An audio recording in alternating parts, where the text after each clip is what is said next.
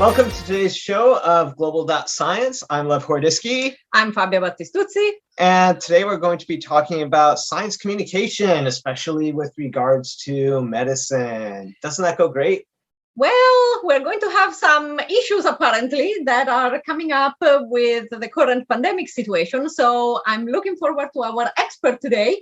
That is a good friend of ours who does a lot of work on modeling and mathematical modeling and talking about COVID and modeling of other diseases. And so he has quite a bit of expertise on how to communicate with the public.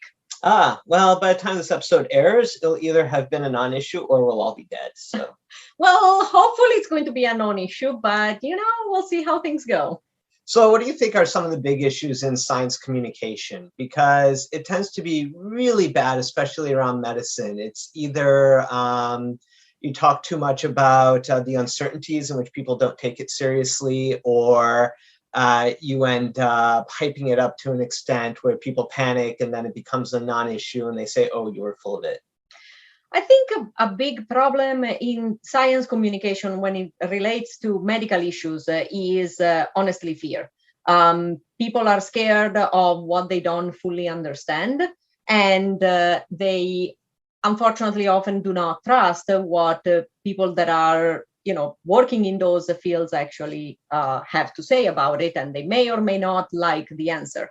And so this fear of what might happen without knowing exactly and precisely what is going to happen, and the fear of how is this going to impact my life are compounded, and they end up being a big issue.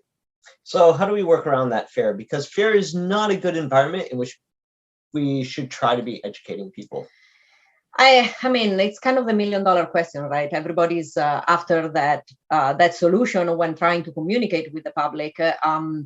Probably being able to give the public more control over what they can understand would be a good solution. The problem is, how do you give them that kind of control? Usually you get it through education at different levels, of course, but not everybody has access to it, and not everybody responds the same way. Okay, so why don't we talk to our guest now, who has some experience in communication, especially around COVID. Our guest today is Dr. Kristan Schneider from Hochschule mit Weide Universität in Germany. Wonderful German accent, by the way. Thank you. Was that offensive or no? Now I need to unmute him. There we go. I don't think it was offensive at all. Welcome to the show, Kristan. Hello, how are you? Hello, Fabia. Hello, Lev. So good talking to you again. It's been a while. It has. We caught up on all the gossip before the show started. So tell us a bit about what you do with COVID communication, especially in Germany, because you have some exciting stories there, I guess. Yeah. First, thank you. So we did in our group, or my lab, we're mainly malaria people, actually, or tropical disease people. And so our research focuses a lot on Africa collaborations. So we have a lot of mobility involved in our everyday life. And then came the pandemic, and all of a sudden we were locked in, everybody in a different country. And so we said, after the first models on COVID came out, and the first conclusions that people started drawing from this model, we said, well, let's use the time we're locked in, productively, and let's do some modeling ourselves, mathematical modeling, as you said, Fabia. Usually people see me and ask, do you do modeling? And I said, well, I don't know modeling. Yeah, we've seen your webpage. Yeah. Oh, well. And so we decided to actually get involved there.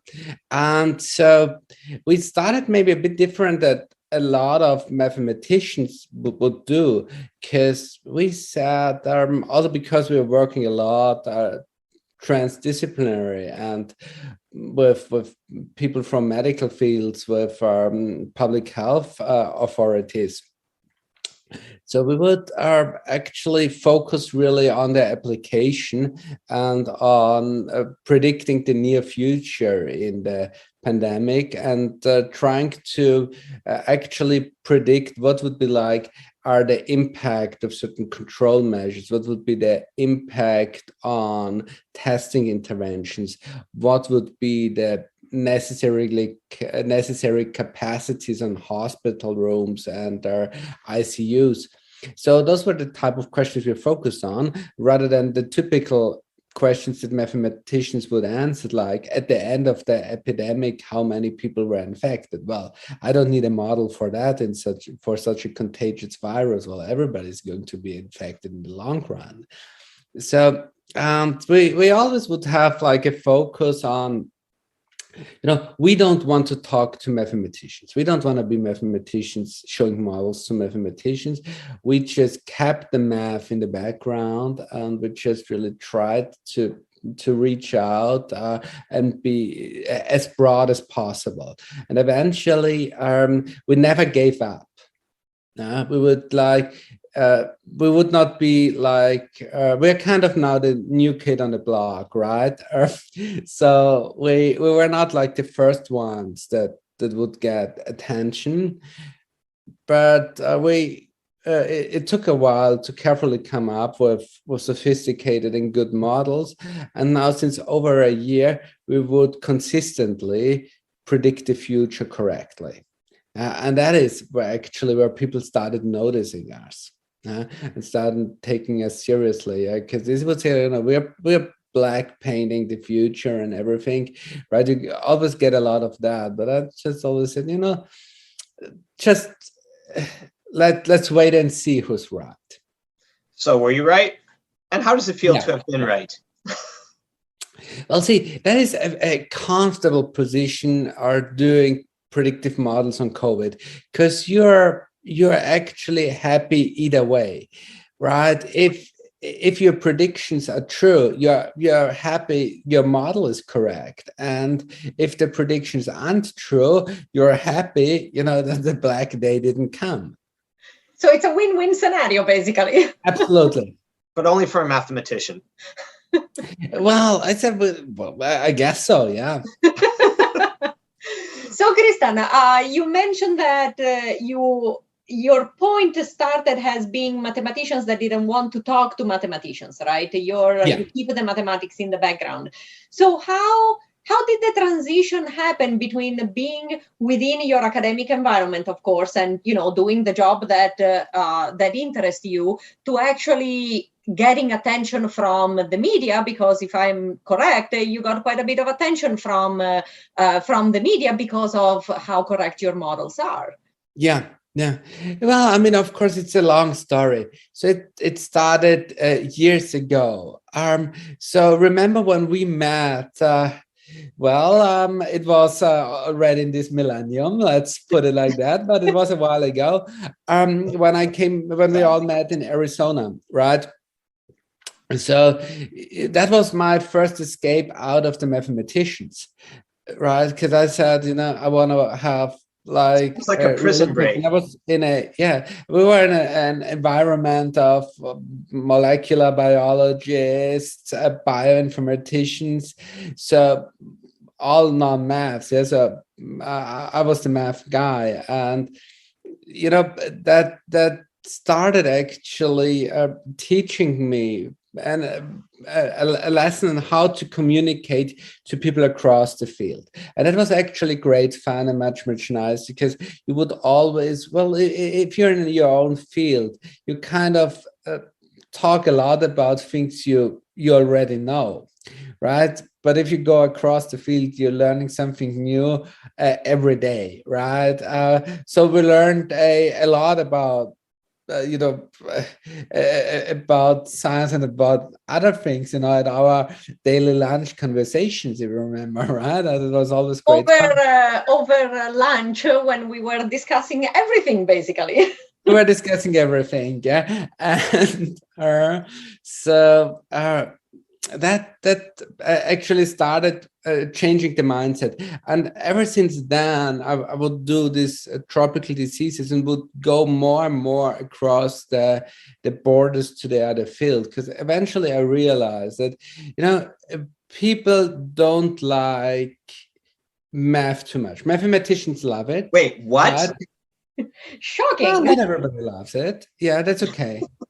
That's okay. We have like a true but solid fan base, but okay, you don't fill a stadium. Okay, yeah. So, but that's okay.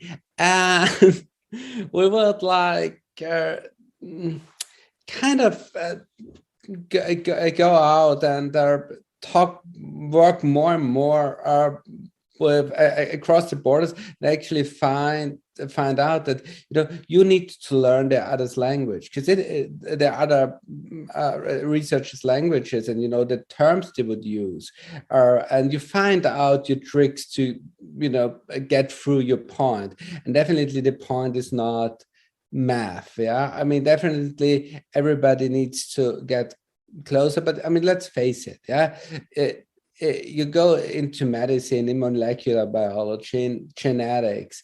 Those are all fields that have a lot of research funding, that have a lot of resources, a lot of people working there. Well, if math would be the best thing they could do, they would be mathematicians and not what they are. So eventually you need to realize you don't have the good cards, right? So you're the one that gets to make the first move. And maybe you just open a genetics book, a biology book, or you start reading on Wikipedia and some of the articles, and then you learn and you find your way to communicate. And so we would do that over the years quite a bit, and of course it refined more and more. And then eventually it goes on getting research funding on your own, and you find more and more that it's not just about you, or people should love what you're doing because you did it, but you think more and more, what is the economic appeal of what you're doing? And that gives you actually already the right hint or the right direction to go them broader, communicate broader. And we would refine that more and more. And we actually were essentially picked up kind of random. Everything starts random. So with the media attention, it started just by a journalist that asked me about an article that some other researcher from across the field was criticizing all the COVID data that was published, saying essentially, everything is crooked and totally misinterpreted. And so, well, I was contacted, looking over it and give my advice whether that is logically flawed. Of course, it was partly. And of course. Isn't that what all scientists say to all other scientists? Your methods and everything's flawed. Well, pretty much. Yeah, some say it more to the others than usual, so like that's I'm a borderline statistician, or would consider myself more a statistician right now from what I'm actually doing than a mathematician. So of course there are fields that you love more, and there are fields that you love less. Like if you go to the engineers, they typically get their act together. Well, if you go to the social sciences, then it becomes fuzzy if you look at the methodology sometimes. Yeah. So, but it's a different culture to a certain extent. It's okay. That's what it is. What really started picking up then with the journalists is, well, this one journalist would ask that, and it was actually the first media attention we got, and then it becomes gradually more and more. And so you would see you just would get randomly a call from a journalist, and you just answer, be polite, be helpful, and then and you talk to them. Actually, behind each newspaper article we were cited or everything, there was a long discussion before. And usually, I mean, even of the number one tabloids, those are actually those where you have the journalist as the most professional. Really? Yeah, and intelligent. Yeah. Oh my God, they're super intelligent and so on. They know exactly what the readership wants. They understand the matter very, very deeply, and then they know exactly how to write it down, break it down, and formulate it in the language of the readership. And they have a certain language, and that's an art of itself. Yeah, and I must say, I admire that.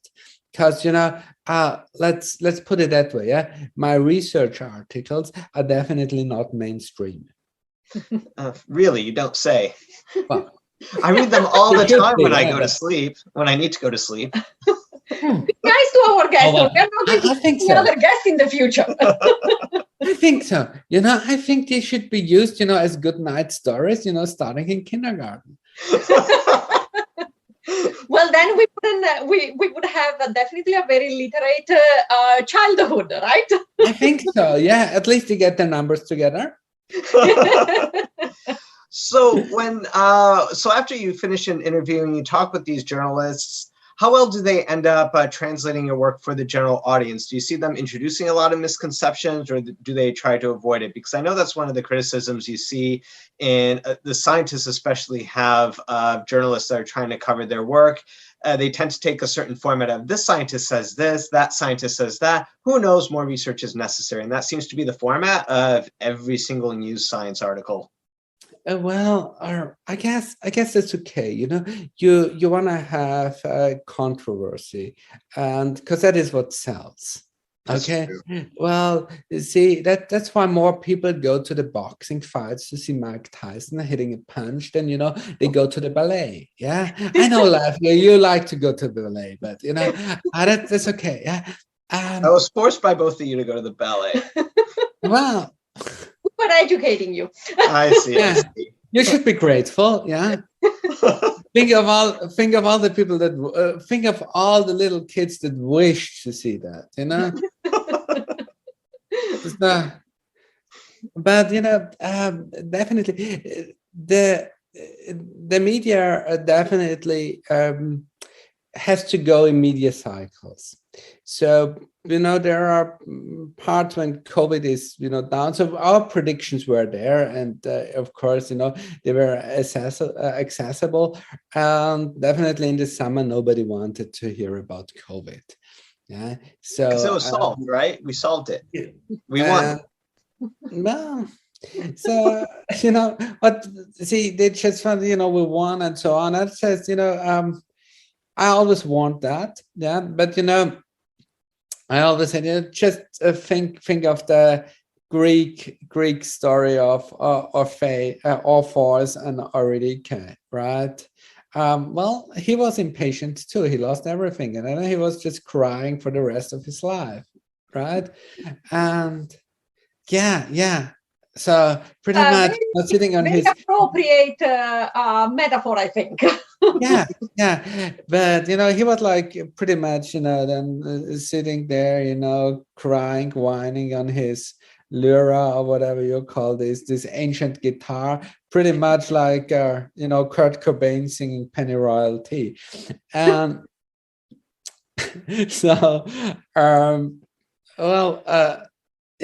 but anyhow, what happened. Having another Greek metaphor, you know what happened to Laocoon, right? The priest of Troy. Yeah. Well, he was choked to death, right? He was waterboarded, kind of, for his predictions.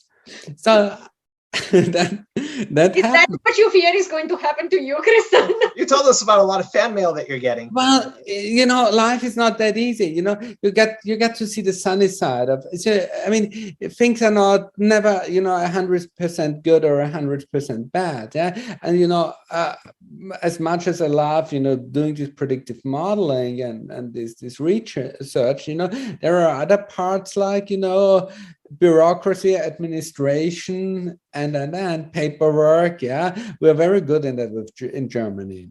And so, maybe, being choked to death would be a bit of a revelation from that. You can see it like that.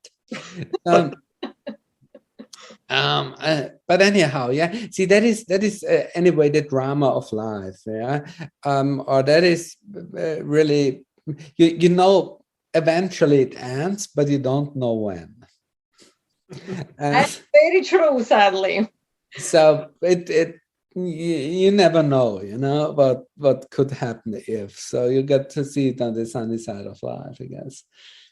So, Kristan, you have another. Your research group has been working on another project that I think is really interesting. You have been collaborating with some African schools, I think, to work on malaria research. Right, like you said at the beginning, you are malaria researchers to begin with.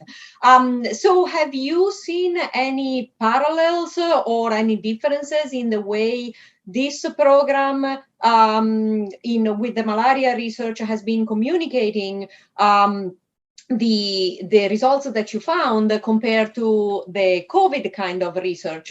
Have you seen any similarities between the two in science communication?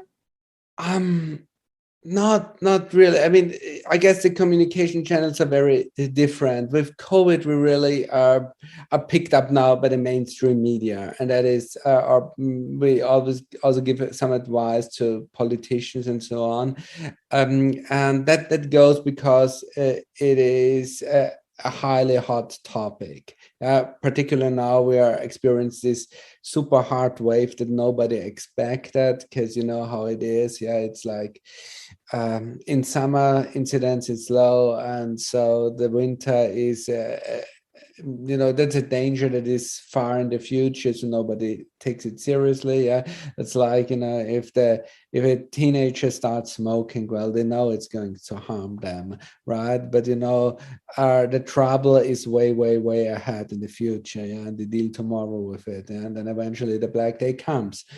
And when a black day comes, well, with COVID, now it's here. Actually, we get this much attention. So it's very different, and it's kind of rather shallow. And we would, also discuss different aspects maybe that would interest the research community. But in malaria, the communication is more the type of communication that we do in the research community itself. Now, we were experiencing a lot of troubles, definitely a lot of obstacles in Germany. So the usual thing is, if you tell them, you're working on malaria, they say, well, but there is no malaria in Germany. Of course, therefore it must not be a problem anywhere else, right? Yeah, totally. That sounds logic. And but people don't really, and we've been now rather successful in acquiring funds for projects in Africa. And the reason is mainly because the German government issued an Africa strategy, and we would really surf on that wave, because they realized all the economic problems that they have, the importance of poverty-related infectious diseases, and most of them are tuberculosis, malaria, and HIV. And malaria mortality every year is substantial, right? So you have up to 1 million deaths, pretty much. And what's Germany's interest in African diseases like this? That is rather interesting. Now, Africa's population, well, Africa has, of course, birth rates are going down per capita, but also access to medical care improved a lot. Well, they got rid of the measles by mandatory or by widespread vaccination campaigns. Well, in some areas they were mandatory, like in Europe, in many countries, the measles vaccine was mandatory, and they actually got down child mobility quite a lot.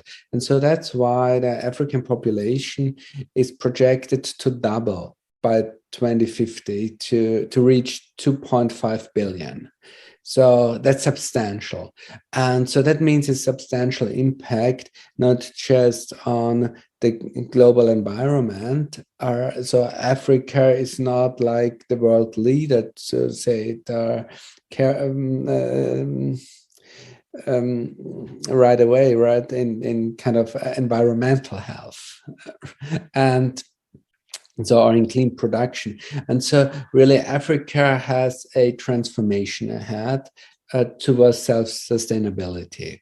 And now more and more of the industrial nations would actually see, the typical foreign aid programs, they don't work. The continent, most of the countries need to get economically self-sufficient and sustainable. And now the problem is, transforming the economy there from the current level towards a industrialized market economy, but taking a route that goes through clean energy. Usually, on the way to the industrialization, it would go a lot about the furniture industry, the textile industry, which are all the number one pollutant industry branches in the world. I mean, the textile industry is actually one of the dirtiest industries in the world. And so how's Africa going to transform? That is going to impact Europe as a continent and Germany as Europe's largest country in population size and one of the largest countries area-wise, a lot. And so there's definitely an interest in developing also the export market and a trading partner in Africa, which now any kind of nation realizes, like China is investing massively. If you read Hillary Clinton's book, Hard Choices, she would, I actually read her books. She writes and I read, right? And so sometimes I read her. And so she would describe that during her tenure as Secretary of State, she wrote a lot. She wrote a lot of emails, definitely too. And so, since not all of the emails were released, here's a little synopsis. She would also, write about China actually going into Africa. The U.S. apparently missed their head-on start on that, and China's right now way more aggressive. There seems to be certain jealousy on that also. Europe also is kind of rather late, and so now they discover all that, and so there's definitely mutual economic interest, and definitely the number one obstacle are infectious diseases in this country, or in the not in this country. I'm not Sarah Palin claiming that Africa is a country, right? I mean, it's 50 plus countries in sub-Saharan Africa. So I talk mainly about sub-Saharan Africa, which is what we do, pretty much excluding South Africa, which is a world of its own, but like East, Central, West Africa. And so the countries there are like, if they double in population size, that means, well, the growth in infectious diseases is not just double. I mean, it goes. We've seen with COVID that it's kind of exponential. Yeah. So on a logarithmic scale, it appears linear, right? That's right. If you mess with the scales, then it doesn't look that bad. I think the NASA experienced one with a rover, right, or something, right, where they messed up pounds and kilogram. Yeah. Well, they lost one of their probes that way. But that story, this is an old story, right? At this point, yes. Yeah, but whatever. Yeah, definitely, it survived the usual news media cycle. So anyhow, so that means that there will be many more infectious diseases. There will be infectious disease like our tuberculosis, HIV, malaria. So you never know how much they going to increase in their spread. And so that's very important to proactively kind of look to bring down the number of cases there, because it's like you have a whole rat tail of negative side effects that really cause a vicious cycle that you gotta break. And so that is what we want to do with Africa. And so we started actually picking up in our communication, in our grant application, a lot of the economic aspects of the whole story. So we know exactly why we do it. And so we particularly want to go find new talents in mathematics and train them to be kind of the next future or the scientists for Africa's future that are equipped with the skills to contribute to the most urgent problems. And well, infectious diseases are one of them. Math is a low budget science. You don't need fancy equipment. You need paper and pencil, and you can do a lot with that. And maybe you need a computer, but also that's affordable these days. And so that's what we actually do there. And by that, every time we're there, we're making new friends. So we're meeting up there with the malaria control programs and so on. We had last time we were there, actually, we could travel in September again. That was very successful. We met up with representative from the disease control program in Cameroon, and they were extremely happy, also because we know the language of the molecular biologists. I talked to them, and they were just surprised. How do you know all these things? You're a mathematician. See, I just rather don't want to be defined by what I studied 20 years ago. Right. I mean, how long? It took me 3 years to get my master's degree, and then okay, so it shouldn't determine the rest of my life what I'm doing. Yeah, you just learn new things, and you learn whatever is necessary, right? So it seems, Kristan, what you're telling us that the key is communication and learning how to speak each other's languages. And whether that's mathematicians talking to bioinformaticians or just talking to the media, that knowing these languages is really important. We are good in languages. Yeah, I mean, we are definitely better in Fortran, C++, Python, these type of languages, definitely. Those are kind of languages, yes. For interfacing with the computer. And yeah, need to be able maybe to there are some that speak Klingon. I think Klingon is now an officially recognized language. That's true.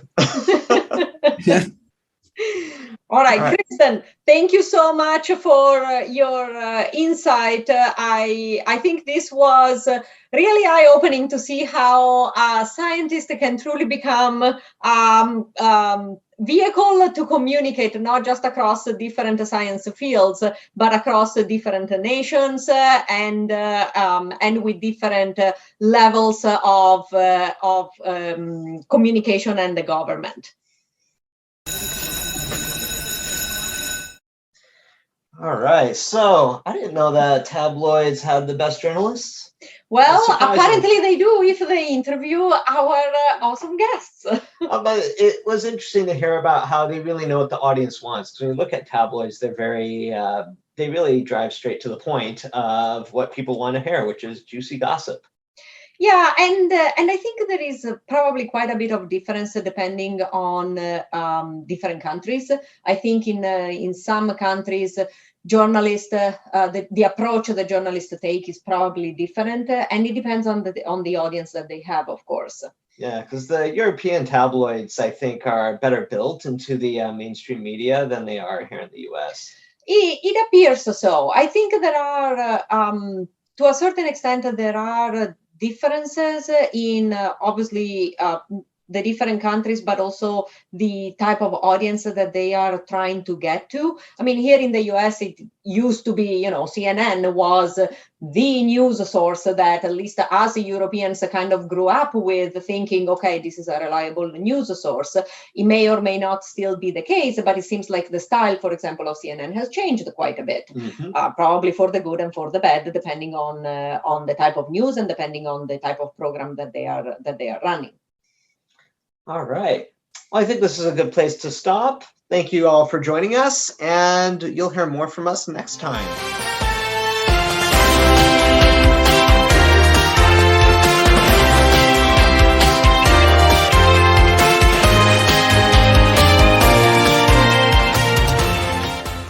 Music for this episode is News and Sports by Musictown from Pixabay.com.